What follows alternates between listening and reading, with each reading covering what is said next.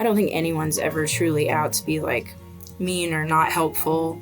I think our culture as a whole is scared of pain.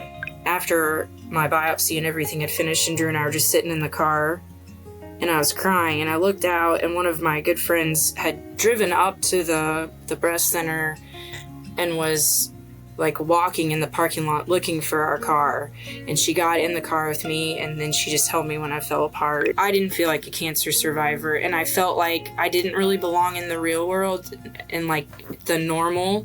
Diagnosed with breast cancer at age 39, Lindsey March chronicles her journey of resilience and healing on today's episode of the CARTI Hopecast. Welcome to the CARTI Hopecast, where we explore stories that shape us, journeys of resilience, hope, and perseverance. We seek the lessons that emerge when we face the unexpected and find strength in the struggle. I'm Adam Head, your host, and today I have the opportunity to speak with Lindsey March. Lindsey's story is one of perseverance and transformation. Her journey with breast cancer reshaped her life and her relationships, giving a new perspective on resilience, support, and hope. Lindsey, thanks so much for joining us today. Welcome to the Hopecast. Thanks for having me. It has been way too long, many years from when we were young couples. Before we jump into anything, how are you doing today? I'm doing really good. Thanks for asking. You have been through so much these past several years, and I'd love to start by just giving listeners a glimpse of your journey. If we can, I'd love to start with your diagnosis at age 39. Can you take us back to that moment?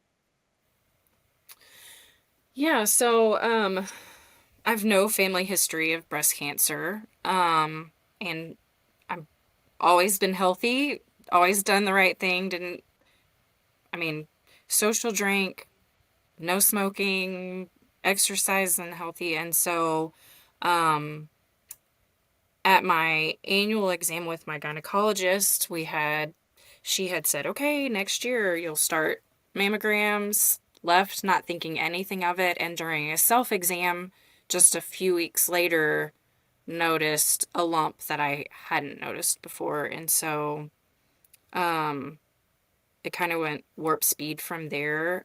Everyone got, thankfully, my providers all got me in to get a mammogram and quickly. And I pretty much knew the day that I had the mammogram that I had cancer. The radiologist looked at Drew and I after the ultrasound that they had performed along with the mammogram. And she said, I've been doing this for several decades and I've not really ever been wrong. I'm 99.9% sure that this is breast cancer. Wow. And so literally felt like I ran into a brick wall. Because it was just so unexpected.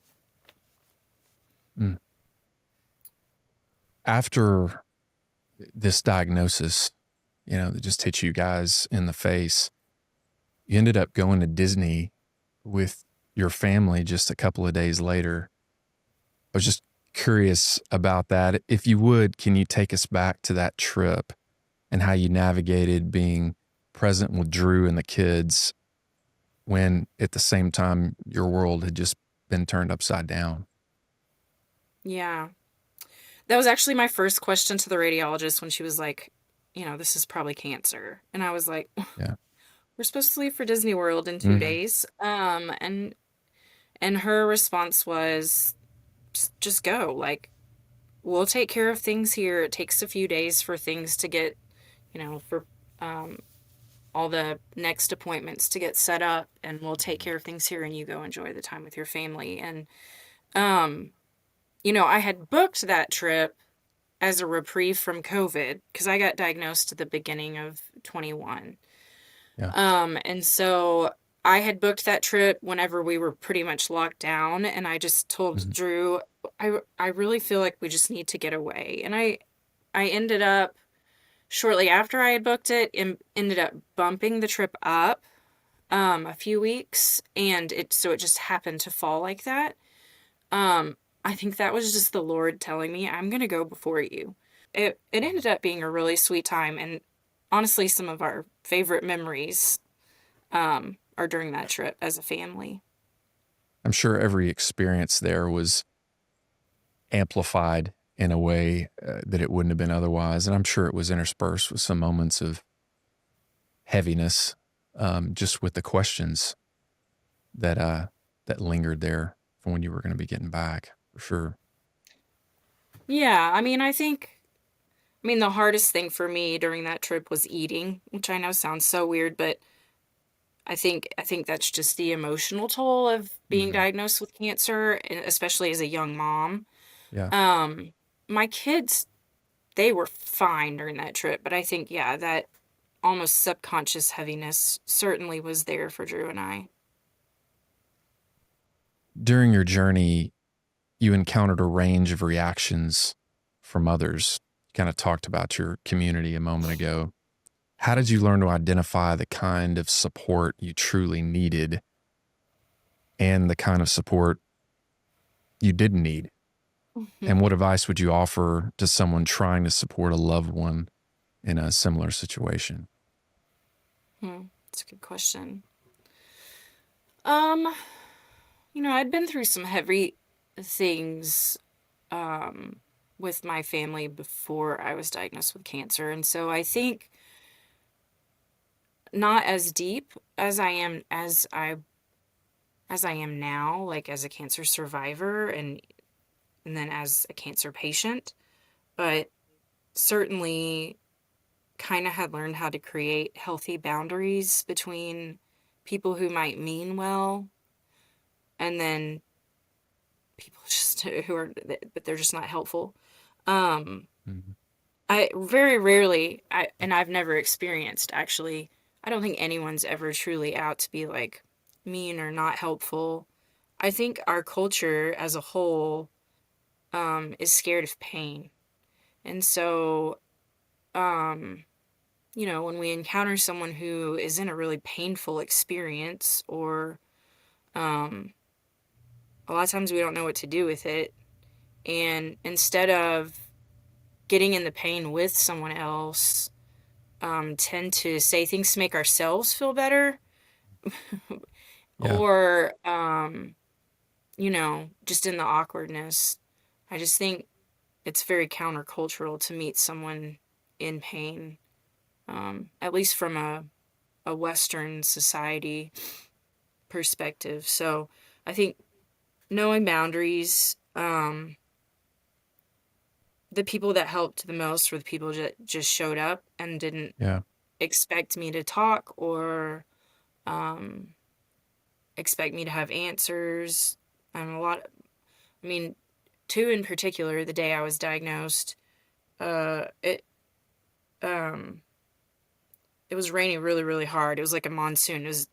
Bentonville completely had like feet of rain within a really small amount of time. And so, um, after my biopsy and everything had finished, and Drew and I were just sitting in the car, and I was crying, and I looked out, and one of my good friends had driven up to the breast center and was like walking in the parking lot looking for our car.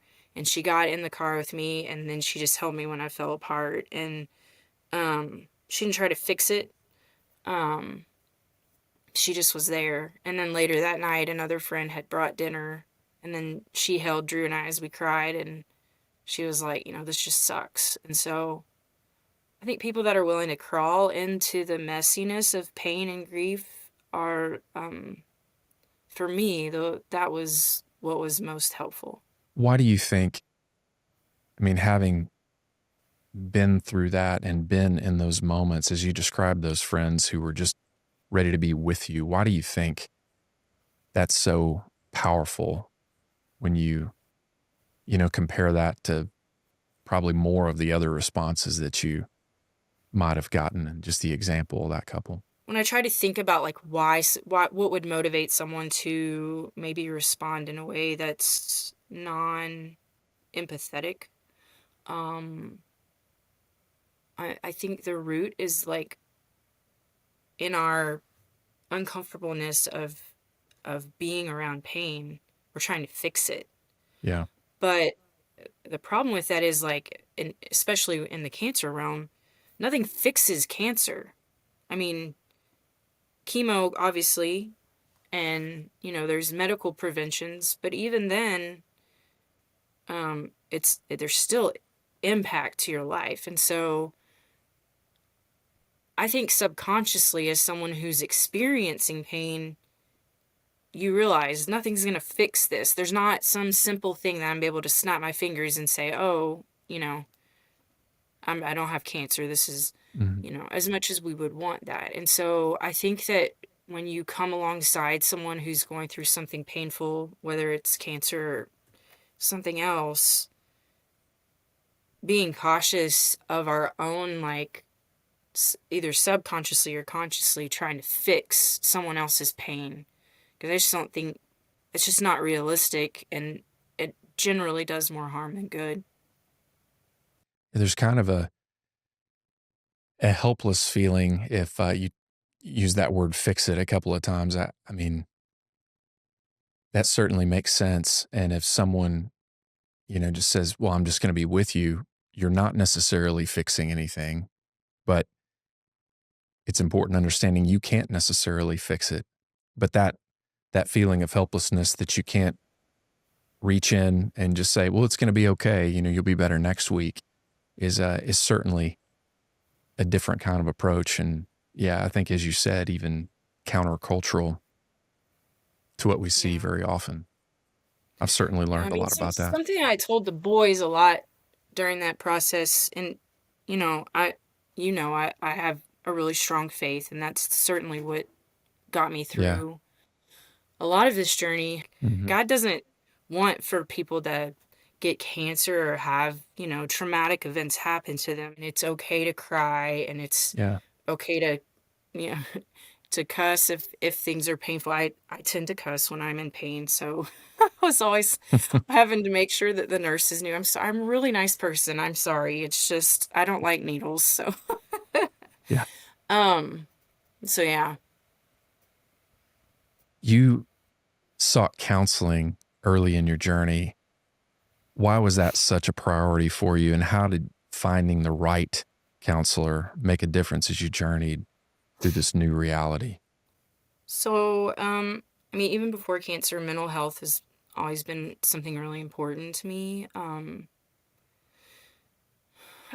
and I had gone through a lot of hard things in our marriage, and um so had gone to counseling both individually and as a couple even before all of this. And so it was honestly one of the first things I did was I have a couple of very close friends who are counselors. So they can't be my counselor, unfortunately, but Mhm. just said, hey, I need a woman.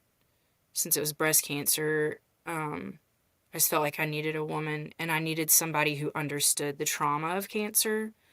Um, because even the most empathetic people, if you've not been touched by cancer, it's just really hard to describe how it impacts you. And so I needed someone who was intimately aware of the intricacies of the trauma of cancer. Mhm. Um, and so, yeah, I asked around and found a lady who was at our counseling center at our church who um, has been touched by cancer personally. With her family, and so she's literally walked with me through it since day one. I still go to her every month. Cancer is described as both a physical and emotional battle, and you've talked about some of those emotions already. Did your experience reshape your understanding of yourself and even just how you're wired, having gone through Mm, this? that's a really hard question. I I feel like maybe it's magnified some of the awareness that I had of myself. Like, I've always known I'm more of an introverted person, and so I think you know I recharged and not in an unhealthy way, but I withdrew, just because I knew my energy that I had, what little I had left, I wanted to spend on Drew and the boys. Sure. And so it it helped me be more confident in saying no to things that I couldn't spend my energy on. Yeah. I don't know. Does that answer that question? Yeah. I mean, those stores were depleted for obvious reasons and everything that you were going through. For sure. So you talked about Drew quite a bit. Your husband now for many years. You and Drew had already navigated challenges, as you mentioned, in your marriage before your diagnosis. How did this journey strengthen your bond as a couple? And when you think back on the last few years, are there moments that stand out as transformative in your relationship? Yeah. I mean, early on in our marriage and even midway through, we hit some pretty bumpy patches. And so I remember being at Disney World right after my diagnosis. Well, actually, even before that, the day the doctor called to confirm the diagnosis, I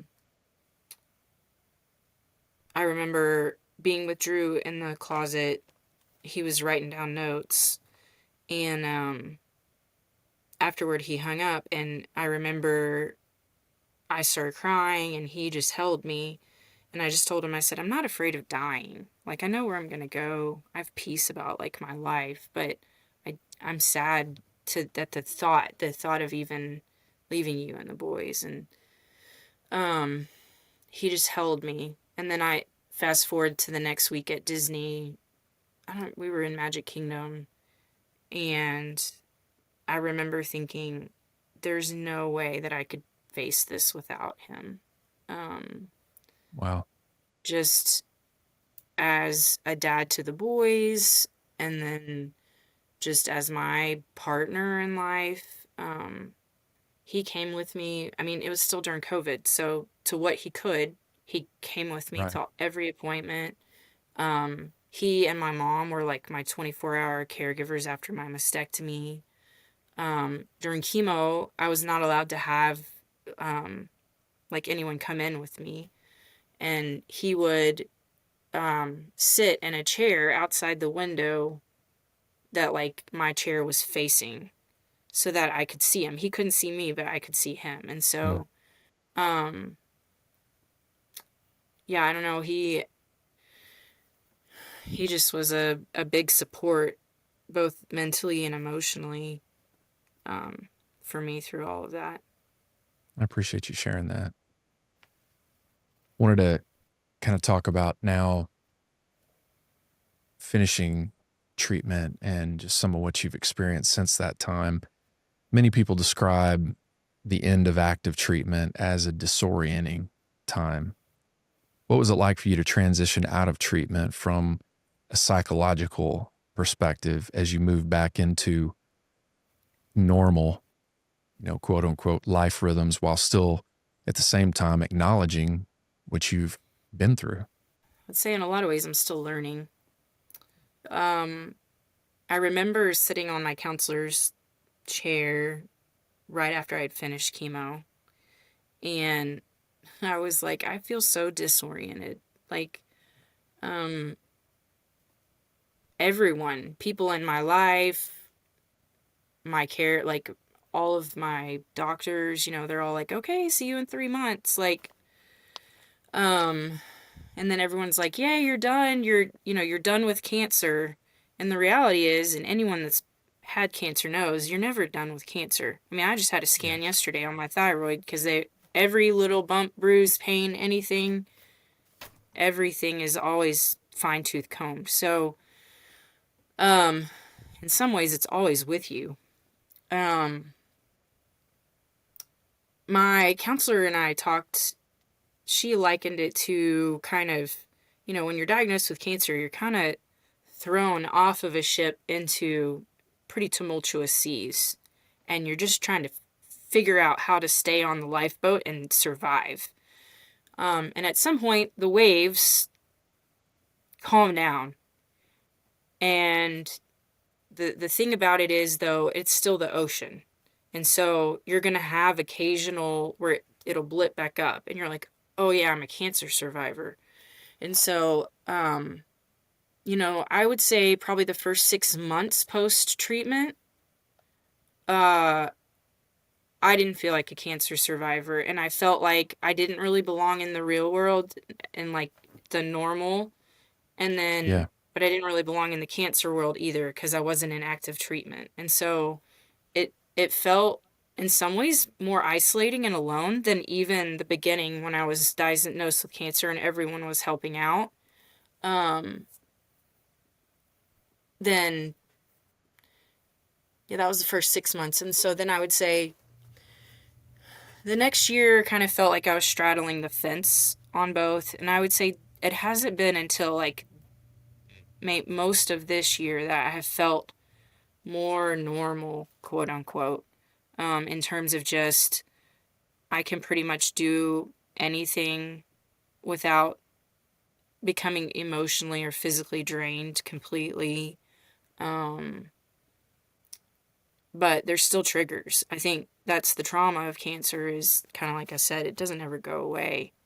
I might have a pain in my stomach and then I'm like, oh, great. You just don't know. And so my counselor talks to me a lot and reminds me a lot about life is about both holding the joy and the grief. Not just for cancer, but anything. Like, it's not I think, going back to that pain piece we talked about, it's not about having to choose one or the other. I think you get into the ditch when you do that. But how can I hold both the joy of my story that that the Lord has entrusted to me? This is my story that He's entrusted to me. How am I going to, use my story and share my story, holding the joy of that story, but also the pain of that story? And they both go hand in hand. It seems that it'd be impossible to anymore have a dualistic, or either or approach to life. I appreciate how you described that as you kind of straddling the fence in between spaces and what you'd been through. But it really seems from what you've described that, there may not be a normal in terms of what you experienced before. It's more of a new normal or new reality for you. Yeah. In a lot of ways, I think I feel like I've kind of been three people, right? Like pre-cancer Lindsey, cancer treatment Lindsey, and then post-cancer. Yeah. I think I can identify with all three.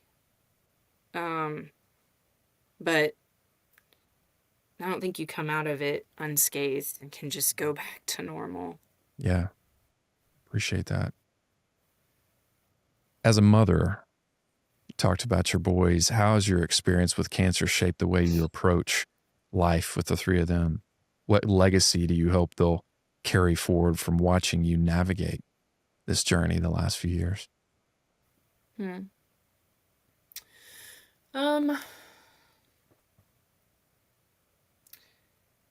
think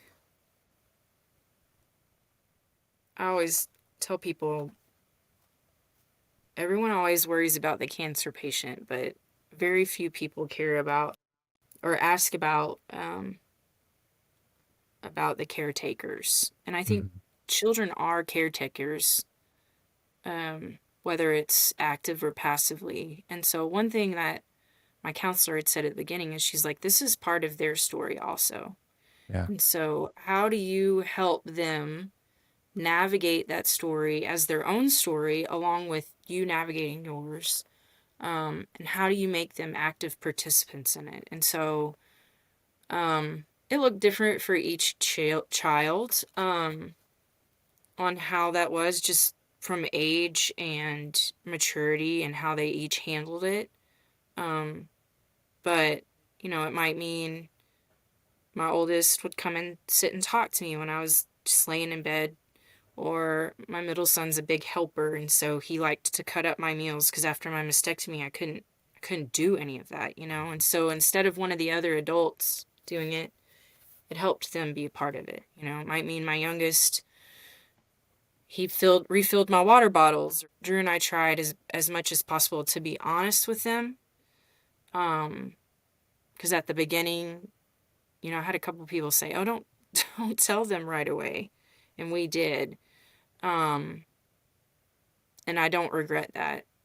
And we were really honest with them about just prognosis throughout the whole journey. I mean, in age appropriate ways, but Right. I think that helped them develop trust for Drew and I of like, hey, mom's going through something really hard, but we're not gonna like sugarcoat this to make it seem like it's nothing, right? I think they've all three come out of it very empathetic. I mean, shockingly empathetic. Sometimes they're more empathetic than I am. Um, uh, Two of my boys actually had teachers within a year of my diagnosis being diagnosed with breast cancer also. And so I think it helped our family as a whole say, we know exactly what you feel like. Like, we get the privilege, you know, I mean, a Yeah. crappy privilege, but we get the privilege of knowing exactly what you feel like and exactly what can help right now. And coming alongside those families as a family, I think in some ways was healing for us to like be able to give back because so many people had given to us, whether it was meals and stuff. And you asked about legacy, and I think for me, showing my boys like that the Lord is faithful, even when your life is not easy, that we can do hard things. Like, just because something's hard, it doesn't mean that we quit, and that family comes together during hard times. I think it strengthened our family.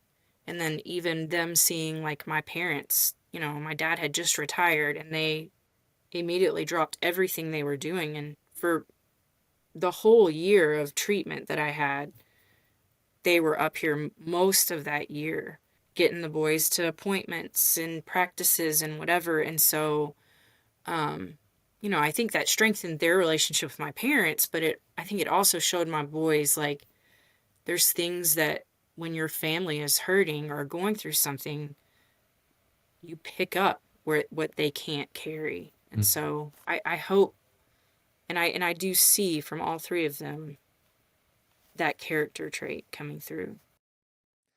Looking back, are there any specific milestones or powerful moments? And I know you talked about a couple, ones that are etched in your mind that you're willing to share, either in the family or your just your own journey through this. I mean, ringing the bell, obviously, rang the Yeah. bell after chemo, Special and moment. Drew had taken all the boys out of school and surprised me. So when I got downstairs, like, a lot of my closest friends who had really kind of leaned in and helped us, were all there to celebrate. We should really, I really appreciate you sharing your story today, Lindsey. Certainly have been some powerful moments. And before we wrap up this episode, is there any final advice or encouragement you'd like to leave others who may be walking a similar path? Yeah, well, I always tell people when I tell my story, first thing is to prioritize your health. If you're over 40, get mammograms. If you're under 40, make sure you do, and over 40, make sure you do self-checks. I mean, I found it myself. So, you know, had I waited another whole year, my story might look completely different. But I think the biggest thing that I tell people if they're newly diagnosed is that life doesn't end at a diagnosis. I think Hollywood has done a poor job of depicting cancer, and especially now with how the science and the medical advancements that we have. Like, I remember looking at my oncologist at one point whenever he told me I had to have chemo, and he said, you know, you're going to lose your hair. And I was like, I don't really care about losing my hair, but am I going to be able to go to my kids' games? Like my boys are all, very active, and our oldest had just made the junior high Mm. basketball team and it was his first year to play junior high football, and so I was concerned about that. He's like, "No, we'll work around it." And I did. I was able to make every game except for one. I got COVID in the middle of doing chemo, and so I Oh, had to get quarantined. But yeah, life doesn't end, and um I mean, I definitely wouldn't wish cancer on my worst enemy, but on the other hand, there's some things that have come out of it for our family that I'm really grateful for. We're a really tight bonded family, and um I don't know if we would be as tight and as close had we not gone through that together.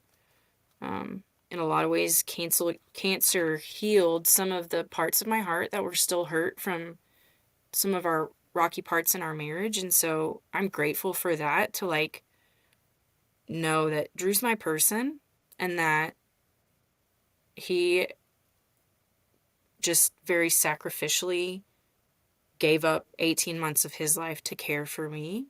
Um, and so, and I think the last thing is cancer showed me that, like, a lot of things that I did day to day, I was always like, well, I have to do this today.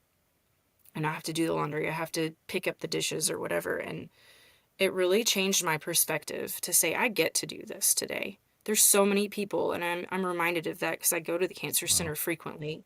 There's so many people that would love to get to do their laundry or love to get to do their dishes, because it gets old. Believe it or not, it gets old after a while when everyone else is doing those things for you. You're like, I just want to Hmm. do it my way. Yeah. But you can't, and you have to rely on someone else. And so cancer gave me that perspective, and I'm grateful for that. That I get to wake up in the morning and I get to hug my boys and I get to go to their games, and none of us are guaranteed to have a really long life. I could die tomorrow and get hit by a car. Um, and so what do I get to do today? What's that privilege? And not taking that for granted. And It's a that's what very I would. powerful perspective. Yeah. Lindsey March, thank you so much for your vulnerability, for your transparency, for telling your story. I think there are others who are walking a journey. I know there are others because I get the privilege of being able to see them and talk to them many days, and I know that they're going to appreciate your words today. So thank you for being on the CARTI Hopecast. Thanks so much for having me.